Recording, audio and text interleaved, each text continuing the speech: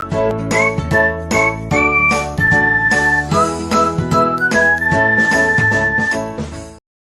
Everyone, स्वागत है आप सभी लोगों का एक बार फिर से। और जैसा कि आप सब लोग जानते हैं कि इकोनॉमिक्स की लेक्चर सीरीज़ को हम आगे बढ़ा रहे हैं, तो उसी में आज जो है हम एलपीजी के बारे में कुछ और चीज़ें जानेंगे। और ये जानेंगे कि ऐसा क्या था कि जिसने एलपीजी के लिए हमें प्रेरित किया। ठीक है, हम ये देखेंगे आज की क्लास में कि वॉशिंगटन कंसेंसस क्या था। वॉशिंगटन कंसेंसस जो है वो बहुत न्यूज़ में रहता है, और कोई भी चीज़ जो लागू होती है तो ये बोला जाता है कि ये वॉशिंगटन कंसेंसस में जो है वो डिस्कस किया गया था। दूसरी चीज़ हम इस क्लास में आज ये भी जानेंगे कि मोस्ट ऑफ द लोगों ने जो हमें अप्रोच किया, उन्होंने बोला कि सर डिसइन्वेस्टमेंट और प्राइवेटाइजेशन, क्या क्या डिसइन्वेस्टमेंट और प्राइवेटाइजेशन, हाँ, क्या ये चीज़ें सेम होती हैं? तो ज़्यादातर बच्चों का ये क्वेश्चन था, स्टूडेंट्स का ये क्वेश्चन था। तो इसका आंसर है नहीं। तो अगर जैसे ही मैंने नहीं का आंसर दिया तो उन लोगों ने मुझे ये पूछा कि सर इसके बीच में डिफरेंस क्या है, डिसइन्वेस्टमेंट और प्राइवेटाइजेशन के बीच में क्या फ़र्क होता है। तो आज ये भी देखेंगे कि डिसइन्वेस्टमेंट क्या होती है, कितने टाइप्स की होती है, और डिसइन्वेस्टमेंट की जो आखिरी स्टेज होती है वो प्राइवेटाइजेशन के लिए बोला जाता है। ठीक है, तो आज ये सब चीज़ों को डिस्कस किया जाएगा। तो अभी जो है ज़्यादा समय ना लेते हुए अपना जो है वो लेक्चर शुरू करते हैं, लेकिन इससे पहले जो है आप अनुष्का अकेडमी में अपने आप को रजिस्टर जो है वो करवा सकते हैं, जिसमें आपको इन सब लोगों की गाइडेंस के नीचे जो है वो तैयारी करने का मौका मिलेगा। और यदि आप एक सीरियस प्रीलिम्स और मेंस और इंटरव्यू देना चाहते हैं और सिलेक्शन पाना चाहते हैं, तो आपको काफ़ी जो है वो बेनिफिट इसमें प्रोवाइड होगा। ठीक है, तो ये हमारे कुछ फीचर्स हैं जिनको आप देख सकते हैं, और उसके अकॉर्डिंगली ये डिसाइड कर सकते हैं कि आपको क्या करना चाहिए। ठीक है, और मेरे द्वारा जो करवाया जा रहा है उसमें कोई भी प्रॉब्लम आपको मिलती है तो आप इस क्लास के लास्ट में जो है वो आपको एक स्कैनर दिखाई देगा, तो उस पर आप स्कैन करके हमें अप्रोच करने की कोशिश जो है वो कर सकते हैं। ठीक है, तो आज की जो क्लास है वो शुरू करने से पहले मैं एक मेजर क्वेश्चन आपसे पूछना चाहता हूँ। एक डिस्कशन हम लोग करते हैं अच्छी खासी, और उस डिस्कशन का कंक्लूजन निकालते हैं कि एक्चुअल में उस डिस्कशन का मकसद क्या है। ठीक है,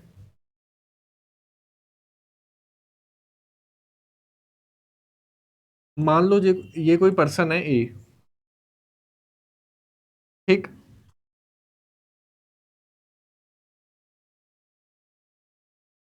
और ये कोई शॉप है।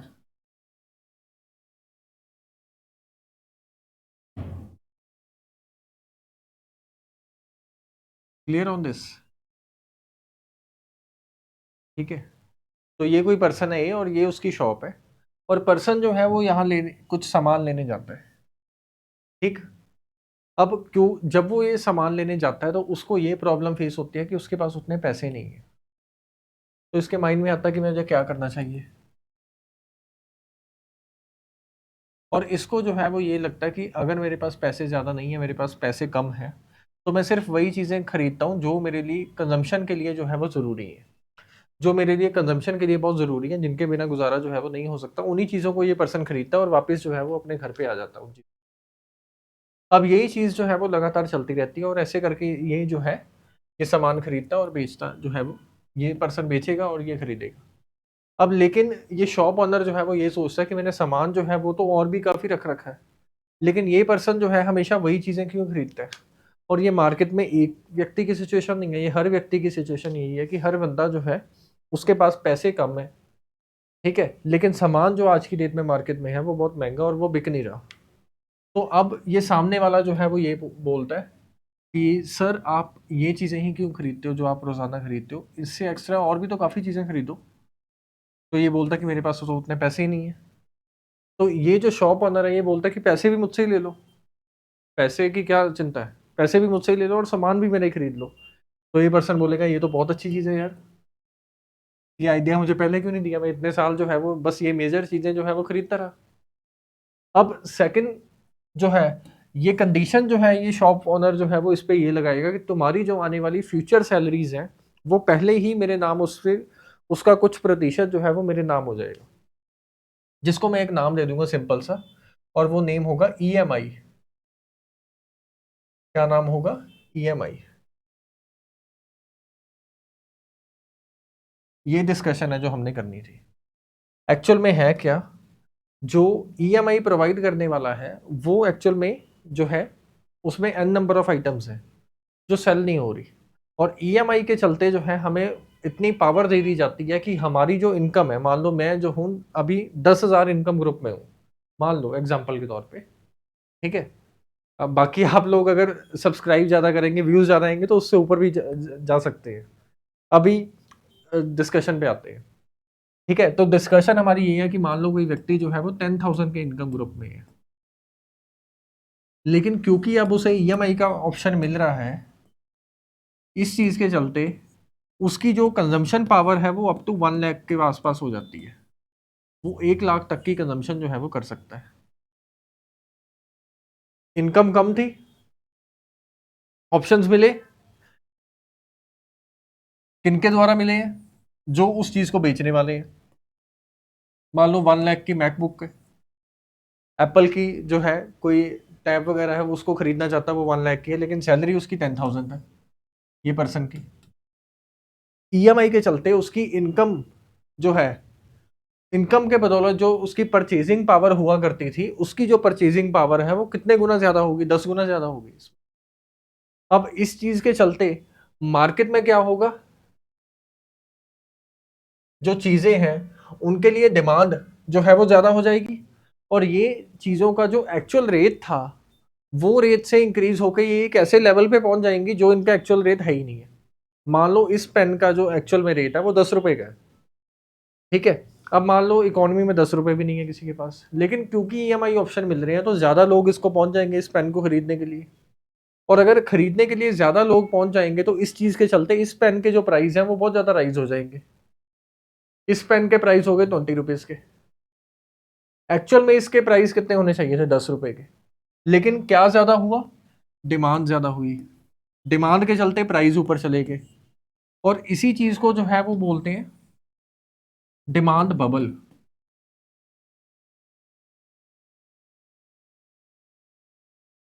यानी कि इकोनॉमी में जो है उस चीज का प्राइस वो नहीं था, लेकिन क्योंकि लोगों के पास कंजम्पशन पावर जो है वो उसी चीजों को बेचने वाले के द्वारा जो है वो दे दी गई, और उसी चीज के चलते जो है उसके प्राइस राइज कर दिए, और एक डिमांड का नकली बबल बन गया। और जब ये बबल ब्लास्ट होगा तब होगा क्या? मार्केट कोलैप्स कर जाएगी। Clear on this? तो ये डिस्कशन समझ आइए आपको। और यही चीज को जो है आप कनेक्ट कर सकते हैं एक चीज से, 2008 से, global financial crisis 2008। Global financial crisis 2008 जो है वो अमेरिका में आए थे। अमेरिकन इकोनॉमी में हुआ क्या था? अमेरिकन इकोनॉमी में बेसिकली ये हुआ था कि वहां पे जो रियल इस्टेट थी, रियल इस्टेट का बिजनेस था, उसमें क्योंकि लोगों के पास जो है वो पैसा ज़्यादा अवेलेबल है उनकी इनकम के कंपैरिजन में, तो उसी कंपैरिजन के चलते उनके पास परचेजिंग पावर ज़्यादा आ गई। अगर परचेजिंग पावर ज़्यादा आई है तो लोग जो है वो रियल इस्टेट सेक्टर की तरफ भागना शुरू कर दिया, और उस भागने के चलते जो है वो क्या होना शुरू हो गया? राइज होना शुरू हो गया। और राइज के चलते जो है एक समय ऐसा भी आता कि उन्होंने इतना लोन ले लिया कि वो उसी को रीपे नहीं कर पा रहे थे, और ज़्यादातर लोन जो है वो एनपीए क्रिएट होना शुरू हो गया था। डिमांड का जो ये बबल बन रहा था, ये जो है ये फाइनली क्या हो गया? ब्लास्ट हो गया, और मार्केट जो है वो क्रैश कर गई। और मार्केट क्रैश करने के चलते क्या हुआ? बाकी नेशन जो उसके साथ कनेक्टेड थे वहां भी क्राइसिस आ गए। तो ये समझ आया? यानी कि जो लोन है वो उतना ही सफिशिएंट है जितना हम उसको सस्टेनेबल लेवल पे ले सकते हैं। अगर हम उससे ज्यादा लोन लेने की कोशिश करेंगे तो मार्केट में प्रॉब्लम आनी शुरू हो जाती है, ठीक है। तो ये डिस्कशन जो है आप लोगों को समझ आया? इसमें कोई भी प्रॉब्लम है तो आप लोग पूछ सकते हैं। आज आपका होमवर्क क्या है? ठीक है, कल का भी ऑफ है, कल तो क्लास नहीं होगी। आज आप लोगों ने ये सर्च करना कि जो मैंने ये थ्योरी बताई है आपको, ये जो मैंने चीज़ें बताई हैं, इन चीज़ों को माइंड में रख के जो है आपको 2008 का जो ग्लोबल फाइनेंशियल क्राइसिस है उसका रीज़न जो है उसको रीड करना है, ठीक है। तो उस रीज़न को आप रीड कीजिए, और होप्सो की इकोनॉमी की नई नई डिस्कशन जो है वो आपके माइंड में आएंगी, नए क्वेश्चंस आएंगे। कोई भी सब्जेक्ट को ये डिसाइड करना हो कि मेरा इसमें माइंड जो है वो लग रहा है या नहीं लग रहा है, ऑप्शनल, इसको डिसाइड करूँ या ना करूँ, आप सिंपल सी एक चीज़ पे कर सकते हैं।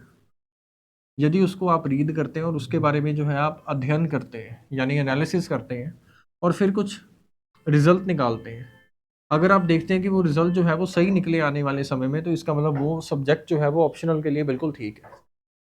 कोई सब्जेक्ट में इतना अच्छा लगता है कि number of doubts, number of question बहुत आते हैं जब उसको रीड करते हैं, अच्छा ये कैसे होता है, वो कैसे होता है, तो वो सब्जेक्ट मुझे लगता है ऑप्शनल के लिए बेस्ट सब्जेक्ट रहेगा। ठीक है, तो इस डिस्कशन का मेजर मकसद जो है वो यही था, 2008 में जो फाइनेंशियल क्राइसिस है आपको समझाना, और रियल लाइफ में भी आप इस चीज़ को समझ पाएंगे अगर आप कोई लोन देते हैं, ये सब होता है।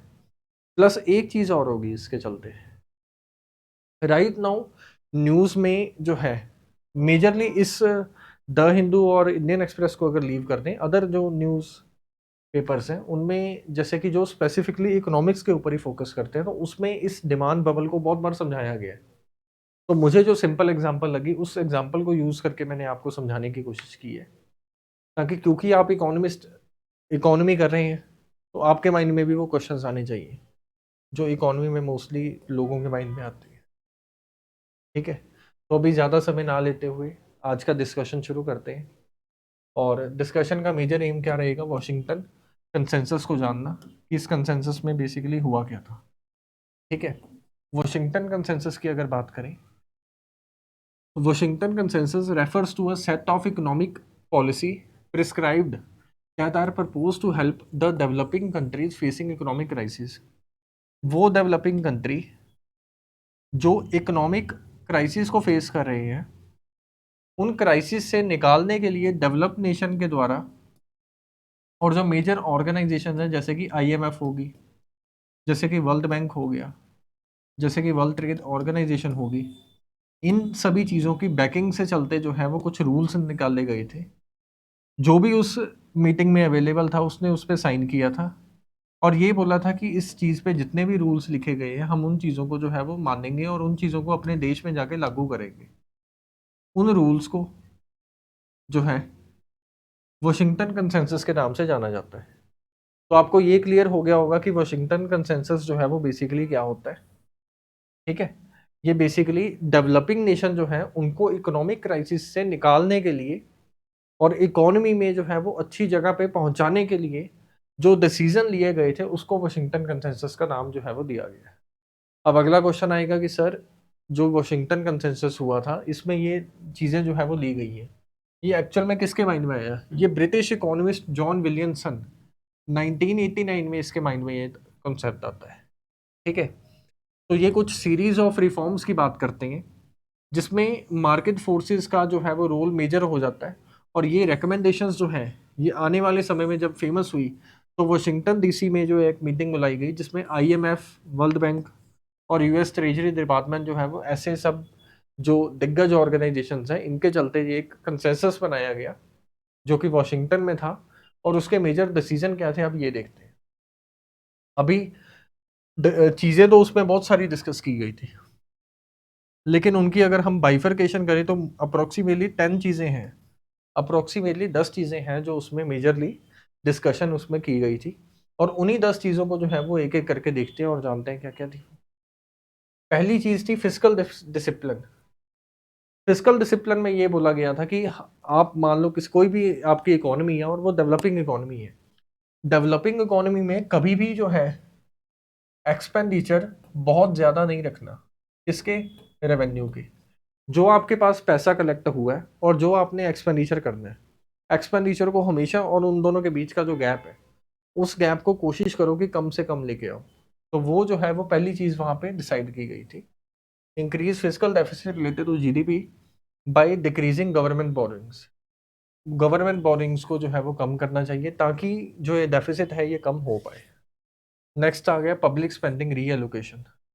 इसमें बेसिकली ये बताया गया था कि जो सरकार नंबर ऑफ सब्सिडीज देती है, ठीक है, अब सब्सिडीज के बेसिस पे ये डिस्कस किया गया था यहाँ पे कि जब भी कोई सब्सिडी दी जाती है वो कुछ चीज़ों को माइंड में रख के दी जाती है।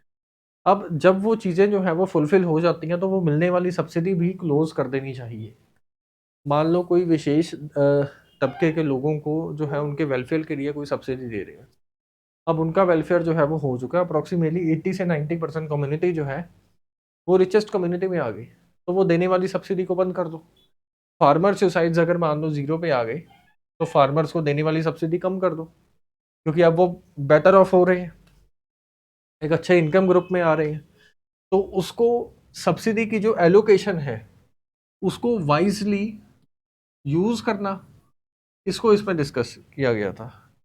प्लस ये भी बोला गया था कि टैक्स बेस जो है उसको एक्सपेंशन करो, जो लगाया जाने वाला टैक्स है सरकार के द्वारा लोगों के ऊपर, उस टैक्स बेस को कॉन्टिन्यूसली क्या करो, इंक्रीज करो। उसके इंक्रीज करने से क्या होगा, सरकार के पास जो एक्चुअल में फिस्कल डिसिप्लिन है वो इसको अचीव जो है वो कर पाएंगे। और इनका टैक्स को इंक्रीज करने का मेजर मकसद जो है, जो स्पेसिफिकली वॉशिंगटन कंसेंसस में जो है वो डिस्कस किया गया था, इन्होंने बोला था कि इनडायरेक्ट टैक्स को कम करो और डायरेक्ट टैक्स को जो है वो ज़्यादा करना शुरू कर दो। और इसमें क्या था, जो इंटरेस्ट रेट है वो मार्केट जो है वो डिफाइन करेगी, वो सरकार डिफाइन नहीं कर सकती, वो कौन डिफाइन करेगा, मार्केट डिफाइन करेगी। और अगली चीज़ क्या है, एक्सचेंज रेट जो है वो कौन सा होना चाहिए, फ्लेक्सिबल एक्सचेंज रेट होना चाहिए। कौन सा एक्सचेंज रेट, फ्लेक्सिबल। हमने जब एक्सचेंज रेट की क्लासेस की थी तो हमने देखा था कि 3 तरीके के होते हैं, फिक्स्ड, फ्लेक्सिबल और मैनेज फ्लोटिंग। उसमें फ्लेक्सिबल के ऊपर रखना चाहिए, यानी कि ये लिबरलाइजेशन की बात करता है, फ्रीनेस की बात करता है मार्केट में। और क्या था, लिबरलाइजेशन ऑफ इम्पोर्ट्स, यानी कि हमारे देश में जो चीज़ें आने वाली हैं फॉरेन के देशों से, उनको लिबरलाइज करो, उनको ओपन करो, ताकि वो इजीली जो है वो आ पाए इंडिया में। तो ये सब चीज़ें थी। फॉरेन डायरेक्ट इन्वेस्टमेंट, यानी कि जो एफडीआई है उसके प्रति भी जो है वो ज़्यादा लिबरल हो जाओ, ठीक है। तो ये सब चीज़ें डिस्कस की गई थी। कुछ लोगों का ये भी कहना है कि ये सब चीज़ें जो है वो एक डेवलप नेशन ने एक, क्या बोल सकते हैं उसको, अपने फेवर में कुछ चीज़ें रखी थी। जैसे अगर आप बात करें एफडीआई की, तो एफडीआई की सबसे ज़्यादा कमी ये है कि अगर इसको ओपन कर दिया जाए, इंडिया के केस में मान लो आज बोल दे कि जितनी मर्जी एफडीआई आ जाए, कन्वर्टेबिलिटी जो है मान लो फुल है। अब लोकल प्लेयर्स का क्या होगा, जो लोग जो है वो बिग फिशेस से फाइट नहीं कर सकते, तो वो अगर फाइट नहीं कर पाएंगे वो धीरे धीरे जो है मार्केट से एलिमिनेट हो जाएंगे। अब मार्केट में एक ही व्यक्ति बचा है जो कि एक बिग फिश है। अब वो जो बिग फिश है वो क्या करेगा, वो बाकी चीज़ों को जो है वो ख़त्म करना शुरू कर देगा। अब क्योंकि मार्केट में वो अकेला बचा, तो इस वजह से वो एक मोनोपोलिस्ट है। मोनोपोलिस्ट वो होता है जो सिंगल पर्सन हो और पूरी मार्केट को होल्ड करे। वो चीज़ जितने की बेचेगा, जितना पैसा लगाएगा, वो आपको पे करना पड़ेगा, क्योंकि चीज़ों को बेचने वाला ही वही है। तो ये इसका लॉजिक दिया जाता है इकोनॉमिस्ट के द्वारा, ठीक है, जिसमें मेजरली अमर्त्य सेन जो है वो शामिल है, ठीक है। उनकी एक बुक है इनजस्टिस करके था कुछ उसका नेम, उन्होंने एक ब्रिटिश इकोनॉमिस्ट है उसके साथ मिलकर लिखी थी, तो उसमें मैंने ये चीज़ें जो है वो डिस्कशन जो है वो देखी थी, जो अमर्त्य सेन इन चीज़ों के ऊपर फोकस कर रहे थे। प्लस ये भी है कि वो अमर्त्य सेन की अगर बात करें तो वो कैपेसिटी बिल्डिंग के ऊपर ज़्यादा फोकस करते हैं, ठीक है। नेक्स्ट इन्होंने ये बोला था कि प्राइवेटाइजेशन ऑफ स्टेट एंटरप्राइजेस, यानी कि स्टेट की जो कंपनीज हैं, जो सरकारी कंपनियां हैं, उनकी प्राइवेटाइजेशन करनी शुरू कर दो। D regulation of competition, competition को रेगुलेट मत करो, इसको फ्री छोड़ दो, देखा जाएगा जो होगा। प्रॉपर्टी राइट्स की डेवलपमेंट करो। जैसे मान लो किसी के पास साइंटिफिक टेम्परामेंट है और उसी साइंटिफिक चीज़ों के दौरान उसने किसी चीज़ की खोज की, अब उसको जो है वो इंटेलेक्चुअल प्रॉपर्टी राइट देने शुरू कर दो और उसको बोलो कि कुछ हद तक यही प्रॉफिट कमा सकता है उससे, हम जो है इन चीज़ों में जो है ज़्यादा मेजरली वो नहीं करेंगे इंटरवेंशन। इम्पैक्ट वॉशिंगटन कंसेंसस का क्या हुआ था, पहली चीज़ जो हुई थी इसमें ये था कि प्रमोशन हो गई थी किस चीज़ की, वो फ्री ट्रेड की। और उसी के बाद जो है वो डब्ल्यूटीओ और नाफ्ता जैसी ऑर्गेनाइजेशन जो है वो बन पाई। South East Asian South East Asia में जो है एशियान नेशंस जो बने हैं वो भी इस आइडिया के चलते जो है वो बन पाए, क्योंकि अगर फ्री नहीं होते, वो आपस में ट्रेड नहीं कर पाते, वो ग्रुपिंग ही नहीं बन पाती, ग्रुपिंग ही नहीं बन पाती, वो ऑर्गेनाइजेशन आती ना जीवन में। आईएमएफ जो है उसने बेल आउट पैकेजेस जो है वो फ्री मार्केट के बेसिस पे रिलीज करने शुरू कर दिए। एम्फसाइज एम्फसाइज किया गया स्पेशलाइजेशन ऑफ गुड्स के ऊपर, ताकि डेवलपमेंट जो है वो डेवलपिंग नेशंस की भी हो पाए, ठीक है। तो इन सब चीज़ों को जो है वो वाशिंगटन कंसेंसस में देखा गया।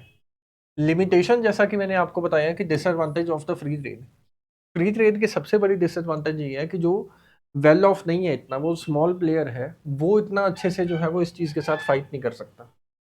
अब आपके माइंड में एक और चीज़ आई होगी कि सर इस लेक्चर की हेडिंग थी एलपीजी, कल जो हमने किया था वो एलपीजी था, ये वाशिंगटन कंसेंसस जो है वो कैसे इमर्ज हुआ। वो आपको ये बताना चाह रहा हूँ कि जो वाशिंगटन कंसेंसस में चीज़ें देखी गई थी, जो लिखी गई थी, ये 10 पॉइंट अभी मैंने डिस्कस किए, वही 10 पॉइंट को जो है वो एक्चुअल में 1991 के एलपीजी रिफॉर्म्स में लागू किया गया। यानी इकोनॉमिस्ट ने उसकी कुछ मॉडिफिकेशंस की और इंडिया में वो लागू किया। अब मैं आपको ये बता रहा हूँ कि वर्ल्ड लेवल पे क्या डेवलपमेंट थी जिसको हमने देखा और उसमें मॉडिफिकेशन करके अपने देश में उसको इम्प्लीमेंट किया, तो वो भी आपको पता रहना चाहिए। अगर बाई चांस एलपीजी का क्वेश्चन मेंस में, मुझे लगता है उस दिन आ सकता है जब इसको जो है अप्रोक्सीमेटली 25 ईयर्स हो जाएंगे, क्योंकि ऐसे जो टाइमलाइंस होती है ना, जैसे कोई चीज़ इंप्लीमेंट हुए 25 साल हो गए, तो उस चीज़ के ऊपर क्वेश्चन पूछा जा सकता है। और ये करवाने का मेजर मकसद ये है कि अगर क्वेश्चन जो है वो इस अकॉर्डिंगली आ जाए कि वाशिंगटन कंसेंसस का एलपीजी रिफॉर्म्स के साथ क्या लेना देना है, या फिर वाशिंगटन कंसेंसस का इंडिया के ऊपर इम्पैक्ट क्या था, तो आप इस चीज़ को जो है वो लिख पाओ। तो यही इसका मेजर एम है लिखवाने का। ठीक है, ये डिसएडवांटेजेस होगा फ्री ट्रेड के लिए। इंटरवेंशनलिस्ट अप्रोच है, यानी कि सरकार को मोस्ट ऑफ द चीज़ों में जो है वो इंटरवेंशन करनी पड़ती है उनकी ग्रोथ के लिए। अगर फ्री छोड़ देंगे तो लोग एक दूसरे को एक्सप्लॉइट करना शुरू कर देते हैं। अगर मान लो ये एक मेडिसिन है और ये मेडिसिन जो है वो कैंसर की दवाई है, इलाज कर सकती है, तो इसके प्राइस क्या होंगे? Very high, in the sky. ठीक है, बहुत हाई प्राइस होंगे इसके।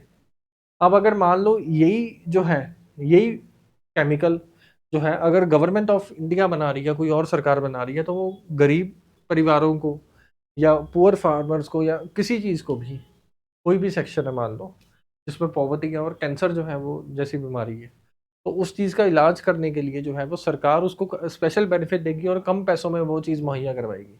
अगर यही केमिकल किसी प्राइवेट बंदे ने डेवलप हुआ किया हो, तो वो इसके प्राइस जो है वो बहुत हाई फिक्स कर देगा, और उस प्राइस को जो है वो नॉर्मल पीपल जो है वो नहीं कर सकते अफोर्ड। तो ये दिक्कत है, लो इनकम मार्केट को इसने बिल्कुल ही निगलेक्ट कर दिया था, ये इसकी मेजर दिक्कत है जो बताई गई थी। नेक्स्ट ये था कि D regulation and financial volatility. D regulation की बात करते हैं, और डी रेगुलेशन के चलते ही 2008-9 में सब प्राइम क्राइसिस जो है वो ग्रेट रिसेशन के नाम से जाना जाता है, अमेरिका में आए थे। अब आपको मैंने ये कहानी पहले बताई थी तो उसको आप कनेक्ट कर सकते हैं। 2008-9 में क्राइसिस आए थे, वो क्यों आए थे? क्योंकि मार्केट ही फ्री थी, ईएमआई जितनी मर्जी लो।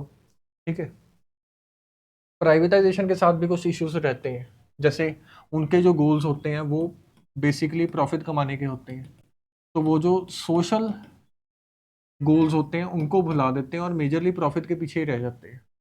ये एक मेजरली कारण है। और इसमें आप बोलीविया की जो वाटर इंडस्ट्री है उसकी प्राइवेटाइजेशन हुई थी, उसकी केस स्टडी को जो है वो रीड कर सकते हैं। मिस इंटरप्रिटेशन किया जाता है इसका। ठीक है, तो ये कुछ दिक्कतें हैं जो वाशिंगटन कंसेंसस में थी, अभी ये आपको जो है वो क्लियर हो गया होगा। ठीक है, क्रेडिट क्राइसिस ही थी जो इनसिक्योरिटी जो आया था। ठीक है, अब ये जानते हैं कि डिसइन्वेस्टमेंट क्या होती है। डिसइन्वेस्टमेंट क्या होती है? क्वेश्चन ये पूछा था स्टूडेंट ने कि सर क्या डिसइन्वेस्टमेंट और प्राइवेटाइजेशन दोनों सेम चीज़ है? आंसर था नो। डिसइन्वेस्टमेंट बेसिकली क्या होती है, अगर मान लो कोई सरकारी कंपनी है, सरकार उसका ये बोले कि इस कंपनी का इतने प्रतिशत जो है हम प्राइवेटाइजेशन करने जा रहे हैं, कि ये जो सरकारी कंपनी है ये इतने परसेंट जो है वो प्राइवेट हो जाएगी, तो उस चीज़ को जो है वो किस नाम से बोला जाता है? उस चीज़ को डिसइन्वेस्टमेंट बोला जाता है। जब वो पूरे तरीके से प्राइवेटाइजेशन हो चुकी है, उसकी जो ओनरशिप है, उसके जो शेयर्स हैं वो सारे के सारे ही प्राइवेट सेक्टर के नाम पे हैं, तो उसको प्राइवेटाइजेशन बोल सकते हैं। डिसइन्वेस्टमेंट की जो पॉलिसी है वो प्राइवेटाइजेशन की तरफ जो है वो कदम है, लेकिन प्राइवेटाइजेशन अभी हुई नहीं है। उसमें कुछ परसेंट शेयर जो है वो किसके हैं? पब्लिक सेक्टर के ही हैं। और आपको पता होगा अगर इंडिया में आपके पास 51% के शेयर्स हैं, तो इसका मतलब आपके पास मेजर राइट्स हैं उस कंपनी को लेके। गवर्नमेंट अगर मान लो लोअर लेवल पे डिसइन्वेस्टमेंट कर रही है, इसका मीनिंग ये है कि वो सिर्फ 49% शेयर ही हैं जिनको वो क्या कर रही है? प्राइवेटाइज की जा रही है उसको। ठीक है, डिसइन्वेस्टमेंट की डेफिनेशन क्या है? Is defined as the conversion of money claim or insecurity into money or cash. जो हमारी कंपनी है उसमें जो पैसा है उसको मनी या कैश में कन्वर्ट कर लेना, इसको डिसइन्वेस्टमेंट बोलते हैं। Disinvestment is also defined as a company selling or liquidate an asset or subsidy, it also known as a disinvestment or divestiture. ठीक है। In most cases, disinvestment refer to the sale of the government on firmed by the government, either partially or entirely। ठीक है। अब next आ गया कि types जो है वो क्या क्या होती है। ठीक है। पहली जो डिसइन्वेस्टमेंट की टाइप है वो क्या होगी, माइनॉरिटी डिसइन्वेस्टमेंट। माइनॉरिटी डिसइन्वेस्टमेंट में क्या होगा, इक्वल टू और मोर देन 51% की जो है क्या होगा, the government want to keep managerial control of the company. यदि अगर डिसइन्वेस्टमेंट की गई है वो 51% से लेस है, 51% से लेस है, तो उसको बोलेंगे माइनॉरिटी डिसइन्वेस्टमेंट। क्या बोलेंगे, minority disinvestment. Because public sector firm serve citizen, the government must be able to influence company policy in order to enhance the general public interest. General public के interest को ध्यान में रखते हुए ये ऐसी चीज की जाती है। मान लो सरकार को पैसे की आवश्यकता है, लेकिन वो जो सेक्टर है जिससे सरकार सोच रही है वो पब्लिक सेक्टर की, उस पर डिपेंडेंसी भी बहुत ज़्यादा है। अब गवर्नमेंट क्या करेगी, उस सेक्टर में जो है कुछ हद तक प्राइवेटाइजेशन कर देगी, लेकिन मेजर जो मैनेजेरियल राइट्स रहेंगे वो उनके पास ही रहेंगे। In most cases the government auction of the minority ownership. ठीक है। तो माइनॉरिटी ओनरशिप की जो ऑक्शनिंग की जो प्रोसेस है वो की जाती है। मेजॉरिटी डिसइन्वेस्टमेंट की बात करें तो इसमें 51% वाली क्लॉज के भी आगे सरकार निकल जाती है, और अब तो 75% बोला जाता है कि लगभग 75% के आसपास जो है प्राइवेटाइजेशन की जाती है। इसमें कुछ हद तक माइनॉरिटी के जो गोल्स हैं उसको जो है क्या किया जाता है, उसको कॉम्प्रोमाइज कर दिया जाता है। अब नेक्स्ट आ गया स्ट्रेटेजिक डिसइन्वेस्टमेंट। इसका मीनिंग क्या होता है, इसको देखते हैं। This occur when the government sell a PSU to a non governmental private enterprise. The goal is to transfer ownership of a non performing organization to move effective private sector. कि यानी कि मान लो कोई कंपनी है जो अच्छा profit नहीं कमा रही, अब उसको जो है वो किसी ऐसे प्राइवेट सेक्टर के नाम पे कर दो जो उससे प्रॉफिट जो है वो निकाल पाए। और कंप्लीट डिसइन्वेस्टमेंट जो है उसको एक्चुअल में प्राइवेटाइजेशन बोलते हैं। यानी कि जिस स्टूडेंट ने भी मुझसे क्वेश्चन पूछा था कि सर क्या डिसइन्वेस्टमेंट ही प्राइवेटाइजेशन होती है, तो ये पार्शियल सच है कि होती है, क्योंकि कंप्लीट डिसइन्वेस्टमेंट को प्राइवेटाइजेशन का नाम दिया गया है। ठीक है। जब 100% के आसपास ही जो है वो प्राइवेटाइजेशन हो जाए। ठीक है। तो ऑब्जेक्टिव जो है वो उसके यही होते हैं डिसइन्वेस्टमेंट के कि फ़ायदा मिले। ठीक है। अब इस लेक्चर में कोई भी प्रॉब्लम है तो आप लोग हमें अप्रोच कर सकते हैं। जो अभी इन दिनों लेक्चर चल रहे हैं जैसे एलपीजी हो गया, उससे पहले एग्रीकल्चर चल रहा था, तो ये लेक्चर ज़्यादातर मेंस ओरिएंटेड है। प्रीलिम्स में इस पे क्वेश्चन कम पूछे गए हैं या पूछे ही नहीं गए, इसी वजह से हम क्वेश्चन को जो है वो नहीं देते। आप लोगों के लिए आज की डेट में एक क्वेश्चन है। क्वेश्चन मेरा ये है कि डिसइन्वेस्टमेंट क्या होती है, और आपको ये बताना है कि डिसइन्वेस्टमेंट जो है वो एक्चुअल में एक अच्छी चीज़ है या नहीं है, के बारे में आपको कमेंट करना है। ठीक है। चलिए, धन्यवाद।